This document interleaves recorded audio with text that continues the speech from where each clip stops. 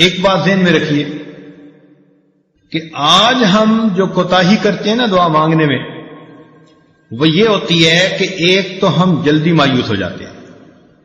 ہم چاہتے ہیں آج ہم نے دعا مانگی اور بس شام ہونے سے پہلے دعا کی قبولیت سامنے نظر آ جائے.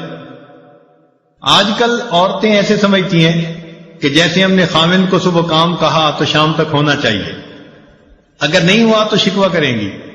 یہ اللہ تعالیٰ کو بھی اسی طرح ڈیل کرتی ہے کہ جی ہم نے فجر کی نماز میں دعا مانگی تھی اور شام تک دعا قبول ہی نہیں ہوئی. ادھر بھی شکوے کرنے بیٹھ جاتی ہیں. اللہ تعالیٰ ہے، اس سے مانگنے کا طریقہ ہے. اس کی بارگاہ میں ناز نہیں چلتا، اس کے ہاں نیاز چلتی ہے، عاجزی چلتی ہے. کئی مرتبہ عورتوں کو دیکھا خط میں اپنے حالات لکھتی ہیں کہ جی میں نے دعا مانگی قبول نہیں ہوئی، بس میں نے تو دعائیں مانگنی چھوڑ دی. یعنی جیسے خامن سے روٹھ جاتا ہے، یہ خدا کی بندیاں اپنی کم علمی کی وجہ سے اپنے خدا سے بھی روٹھی پھرتی.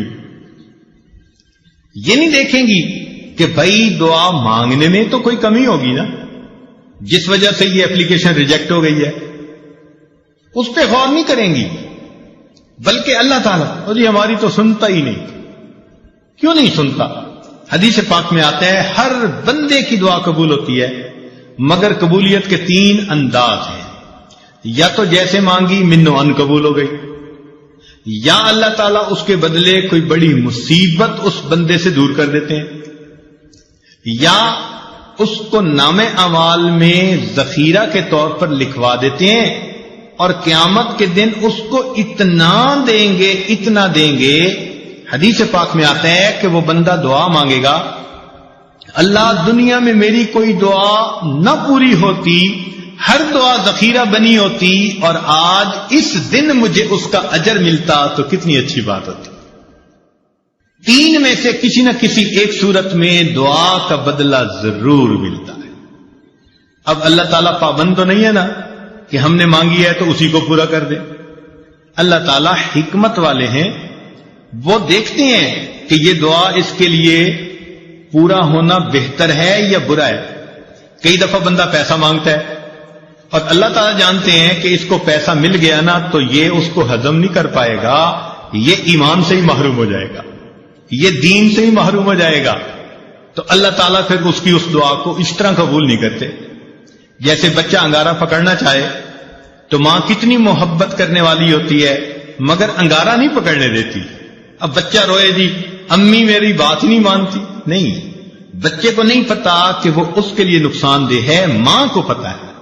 اسی طرح ہم نے جو مانگا ہمیں کیا پتا وہ ہمارے لیے ٹھیک ہے یا نہیں. اللہ تعالیٰ چونکہ رحیم و کریم ہے، اس لیے جو بندے کے لیے بہتر نہیں ہوتا اللہ تعالیٰ وہ نہیں کرتا.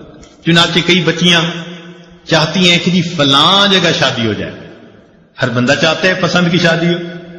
تو اب ان کی اگر نیت بن گئی کہ ادھر شادی ہو جائے اور ہو نہیں رہی تو بس سب سے بیزار، بڑی دعائیں مانگی، بڑے وظیفے کیے، بڑا قرآن پڑھا اور جی ہماری تو دعا قبول ہی نہیں ہوتی.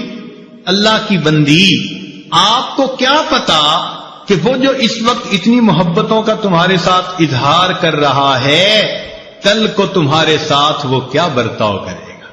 ممکن ہے کل کو وہ تمہیں سرے سے ہی طلاق دے دے، کل کو وہ تمہاری بجائے کسی اور کے ساتھ اپنے تعلق بنا لے اور تمہیں گھر کے اندر ذلیل کرے، دوسروں کے سامنے بے عزت کرے اور تم اس وقت جینے کی بجائے مر جانے کو ترجیح دینے لگو. تو اس وقت انسان سوچتا ہے جی ادھر میرا رشتہ ہو جائے اور وہ کہتے ہیں جی میری دعا قبول ہی نہیں ہوتی. بھائی قبول اس لیے نہیں ہو رہی، اللہ تعالیٰ بہتر جانتے ہیں. تو اس لیے دعا جب بھی مانگی جاتی ہے اگر بندے کے حق میں بہتر ہو تو اللہ تعالیٰ اسی طرح پورا کر دیتے ہیں، بہتر نہ ہو تو اللہ تعالیٰ پورا نہیں کرتے. مثال کے طور پہ ایک بندے نے کہا اللہ مجھے امیر بنا دے، غنی بنا دے. اللہ تعالیٰ نہیں بناتے. کیوں؟ اللہ تعالیٰ جانتے ہیں اس کو مال ملا تو یہ اولاد کی تربیت کر نہیں سکے گا، اس کی اولاد نافرمان بن کے ایمان سے بھی خارج ہو جائے گی.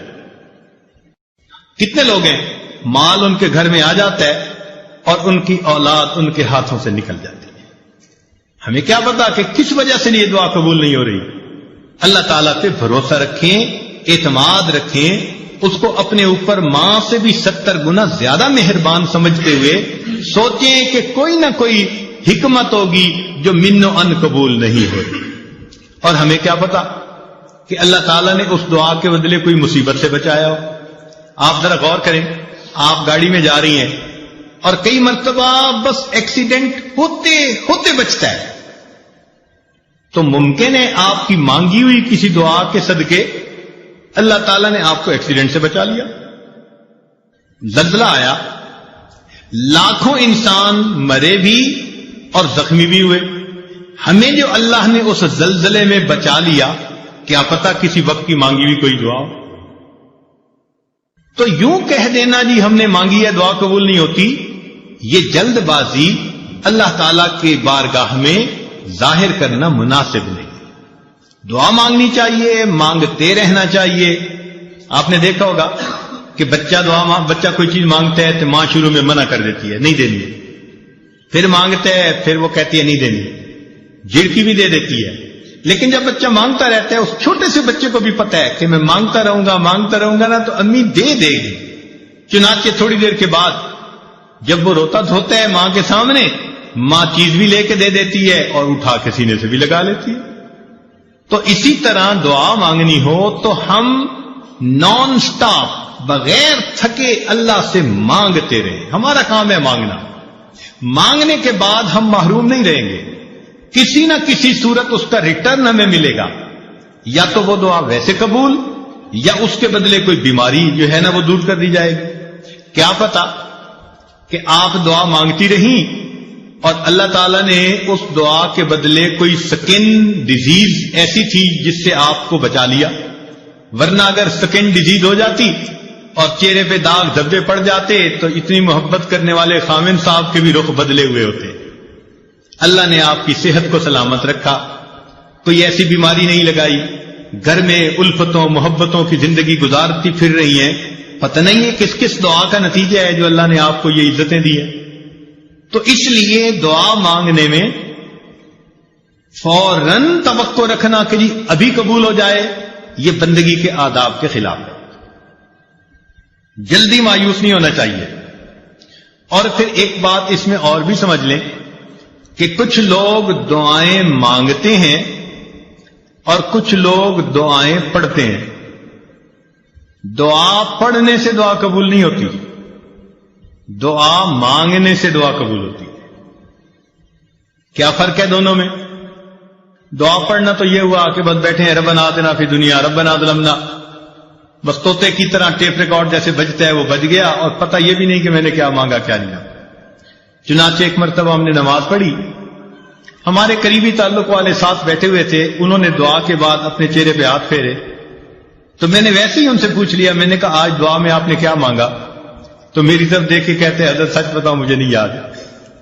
یعنی ابھی اپنے چہرے پہ ہاتھ پھیرا اور ابھی یہ نہیں پتا کہ میں نے اللہ سے کیا مانگا. اتنی غفلت بھری دعا. تو اس کو کہتے ہیں دعائیں پڑھنا. تو دعائیں پڑھنے سے دعائیں قبول نہیں ہوتی، دعائیں مانگنے سے دعائیں قبول. دیکھیے جس فقیر نے آپ سے 1 روپیہ مانگنا ہوتا ہے وہ کپڑے بھی بڑے پھٹے پرانے پہن کے آتا ہے، وہ شکل بھی فقیروں والی بنا کے آتا ہے، اس کے بعد الفاظ بھی بڑے چن چن کے وہ بولتا ہے جو دوسرے کے دل کو ٹچ کرنے والے ہوں. آواز بھی بھرائی ہوئی ہوتی ہے، ہاتھ بھی کانپ رہے ہوتے ہیں. اب دیکھیے جس نے 1 روپیہ مانگنا ہے وہ اتنا کچھ کر کے آپ کے دل کو اپنی طرف متوجہ کرتا ہے. تو جس بندے نے اللہ سے اللہ کو مانگنا ہو پھر اس کو کتنی عاجزی اور فریاد سے اللہ سے مانگنا چاہیے. آج تو ہم دعا ایسے مانگتے ہیں جیسے اپنے ورکرز کو کام ذمہ لگا رہے ہوں. مثال کے طور پہ عورت دعا مانگے گی، اللہ میری بیٹی کا اچھا رشتہ آ جائے، میرے بیٹے کو نوکری مل جائے، میرا خاوند میرے سامنے اتنا اچھا ہو کہ میرے اشاروں پہ ناچنے لگ جائے. اے اللہ فلاں فلاں ہمارے جو حاسدین ہیں ان کا تو بالکل گھر ہی اجڑ جائے. یعنی ہم ایسے دعا مانگ رہے ہوتے ہیں جیسے کسی ماتحت کو کام ذمے لگا رہے ہوتے ہیں. دعا مانگنا اور چیز ہے اور ماتحت کے ذمے کام لگانا وہ اور چیز ہے. اللہ تعالیٰ ہے. اس انداز میں دعائیں مانگنا، یہ ہو جائے، یہ ہو جائے، یہ ہو جائے، جیسے سیٹھ صاحب بیٹھے ہوئے اپنے ورکرز کو کام اسائنمنٹ دے رہے ہیں. تو اللہ تعالیٰ کو دعا میں اسائنمنٹ نہ دیا کریں. اللہ تعالیٰ کے سامنے عاجزی اور زاری کا اظہار کر کے، بندگی کا اظہار کر کے، اللہ کی عظمت کو مان کے اللہ سے دعا کیا کریں، سوال کیا کریں. تو جب ہم اس طرح سے مانگیں گے تو دعائیں جلدی قبول ہوں گی. ہم الزام ان کو دیتے تھے، قصور اپنا نکل آیا. ہم شکوہ لیے پھرتے ہیں جی ہماری سنتا ہی نہیں، حالانکہ دعا مانگنے میں کتنی کوتاہیاں ہم خود کر لیتے ہیں. چنانچہ حجاج بن یوسف کے بارے میں آتا ہے کہ طواف کر رہا تھا اور ایک نابینا وہاں بیٹھا دعا مانگ رہا تھا، اے اللہ مجھے بینائی عطا کر دے. تو حجاج بن یوسف رکا اور اس نے اس کو ٹھوکر لگائی اور کہا اندھے تجھے پتہ ہے میں کون ہوں؟ اس نے کہا نہیں. اس نے کہا میں حجاج بن یوسف ہوں. اب اس کے بارے میں مشہور تھا کہ یہ بہت ہی زیادہ سخت طبیعت کا بندہ ہے، جو کہہ دیتا ہے نا وہ پورا کر دیتا ہے. چنانچہ اس کا نام سن کے اندھا گھبرا گیا کہ آج میرا کس سے واسطہ پڑ گیا. تو حجاج بن یوسف نے کہا کہ دیکھ میں طواف کر رہا ہوں، اگر میرا طواف مکمل ہونے تک تیری بینائی ٹھیک نہ ہوئی تو میں نے تیرے قتل کا حکم دے دینا ہے. اور اس نے ایک پولیس والا بھی ساتھ کھڑا کر دیا کہ یہ اندھا بھاگنے نہ پائے، اور خود طواف کرنے لگ گیا. اب تو جی اندھے کا حال عجیب، آنسو بھی گر رہے ہیں اور کانپ بھی رہا ہے اور دعا مانگ رہے، اللہ پہلے تو بینائی کا سوال تھا، اب تو میری زندگی کا سوال. ایسے تڑپ کے اس نے دعا مانگی. کہتے ہیں کہ حجاج بن یوسف جب واپس آیا اللہ نے اس کی بینائی عطا فرما دی. تو حجاج بن یوسف نے اسے کہا کہ جیسے تم پہلے بیٹھے دعا مانگ رہے تھے نا، ساری عمر بیت اللہ کے سامنے اس طرح بیٹھ کے دعا مانگتے، تمہاری دعا قبول نہیں ہو سکتی تھی کیونکہ یہ زبان سے نکل رہی تھی، دل سے نہیں نکل رہی تھی. اب جب تمہیں اپنی جان کا خوف ہوا، اب تڑپ کے دل سے دعا مانگی، اور دل سے جو بات نکلتی ہے اثر رکھتی ہے، پر نہیں طاقت پرواز مگر رکھتی ہے. تو اس لیے دعا ہمیشہ انسان ایسے مانگے کہ تڑپ کے مانگے، دل سے دعا نکلے. پھر دیکھیں اس کے بعد اللہ رب العزت کی طرف سے کیسے رحمتیں ہوتی ہیں. ایک بات ذہن میں رکھنا کہ جو شرفاء ہوتے ہیں نا، سخی لوگ ہوتے ہیں، ان سے اگر کوئی تھوڑا بھی مانگے نا تو وہ اپنے مقام کے مناسب زیادہ دیتے ہیں.